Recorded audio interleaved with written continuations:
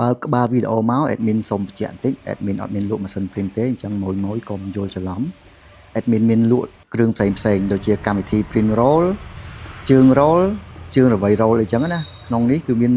អីផ្សេងនឹង sticker អីហ្នឹងទៅ admin មានលក់តែបើម៉ាស៊ីន print គឺអត់មាន admin អត់មានលក់ទេហើយនេះគឺជាការបង្ហាញការ print roll ជា roll ម៉ាស៊ីន print model 180 គត់ហើយម៉ាស៊ីន print នេះគឺអត់មានការកែអីទេនិយាយទៅមួយកុំយល់ច្រឡំ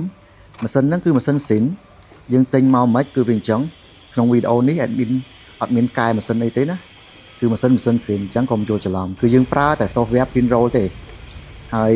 ជើងយើងបន្ថែមពីក្រៅណាជើងដាក់ roll ហើយនឹងអារវៃអូតូហ្នឹងណានេះអាជើងដាក់ roll ពីក្រោយហ្នឹងវាអត់ជាប់ជាមួយម៉ាស៊ីនទេវាផ្សេងគ្នាជើងរវៃក៏អញ្ចឹងដែរវាផ្សេងជាមួយម៉ាស៊ីនទេអញ្ចឹងអត់មានការកែច្នៃដោះដាក់ថែមថយអីទេម៉ាស៊ីនហ្នឹងក្នុងវីដេអូហ្នឹងគឺអត់មានការកែច្នៃទេគឺយើងប្រើតែ software មួយមុខគត់ដើម្បី print roll អញ្ចឹង admin អត់មានលក់ម៉ាស៊ីនទេម៉ាស៊ីន print ណាម៉ាស៊ីន print ក៏អត់មានលក់ទេកុំយល់ច្រឡំ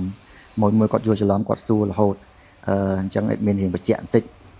ម៉ាស៊ីន print នេះយើងទិញនៅហាងលក់ម៉ាស៊ីន print បានទូទៅឯងម៉ាស៊ីន print ហ្នឹងដោយសារអត់មានកែអីទេយើងប្រើ software ក្នុង computer យើង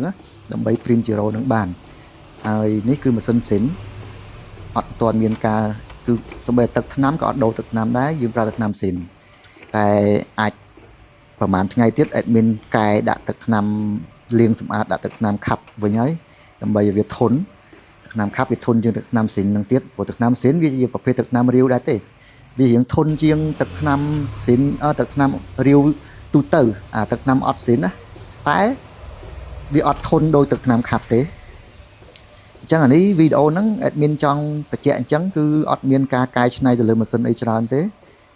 មិនអត់ច្រើនគឺអត់មានការកែច្នៃទៅលើម៉ាស៊ីនតែម្ដង